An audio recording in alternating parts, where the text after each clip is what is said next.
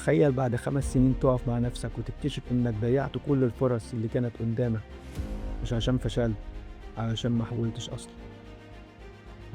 بص يا صاحبي، خلينا نتكلم في حاجة بتوجع أكتر من كسرة القلب، الرفض، الفشل، الندم. مش الندم العادي، لا، أنا بتكلم عن النوع اللي بيطلع لك بعد سنين، لما تقف كده وتبقى صريح مع نفسك. ندم صوته بيبقى واطي وأنت صغير، بس بيصرخ فيك لما تكبر. الحاجة اللي محدش بيقولك عليها هي دي. الندم ما يجيش من اختيار الغلط، الندم بيجي من انك ما تاخدش قرار اصلا، انك ما تتكلمش، انك ما تحاولش، انك تخاف تجازف، انك تستنى، انك تتردد وتلاقي الدنيا مشيت وسابته. هو ده الوجع بجد، انك تتفرج على اللحظة اللي كنت بتتمناها وهي بتضيع من بين ايديك. يا صاحبي، الاحساس ده ما يهجمش غير بالليل، لما تبقى لوحدك والدوشة اللي حواليك تسكت، لما كلمة يا ترى لو صوتها يعلى في دماغك. يا ترى لو كنت حاولت، يا ترى لو ما كنتش استسلمت، يا ترى لو ما كنتش ضيعت كل الوقت ده. هي دي بقى مشكلة الندم، مش بيهاجم ماضيك، ده بيهاجم مستقبلك، لأنك من جواك عارف الحقيقة. أنت كنت تقدر، أنت كنت جاهز، أنت بس اللي خفت أو كسلت تتحرك.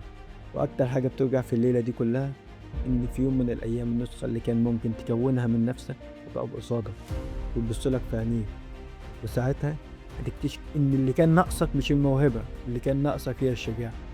بس اسمعني يا صاحبي، الندم مش بس وجع، الندم ده انذار ومراية وبوصلة، كأن الدنيا بتقولك إنك ما ينفعش تكمل عيشتك بالطريقة دي.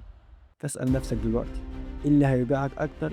إنك تحاول وتفشل، ولا إنك تفضل محلك سر وتتفرج على حياتك وهي بتكش وتضيع؟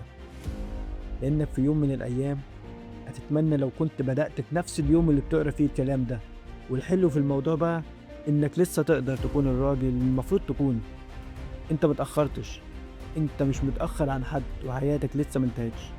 كل اللي الندم عاوزه منك حاجة واحدة بس، إنك تبطل تضيع الوقت اللي لسه فاضل معاك.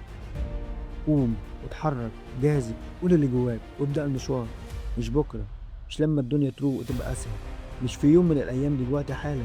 لأن وجع التعب والالتزام بياخد وقته وبيعدي، لكن وجع الندم هيفضل يطاردك طول العمر، إلا لو قررت الليلة دي إنه مش هيحصل. يا صاحبي، ما تخليش الندم يكتب قصة حياتك، امسك القلم وابدأ اكتبها.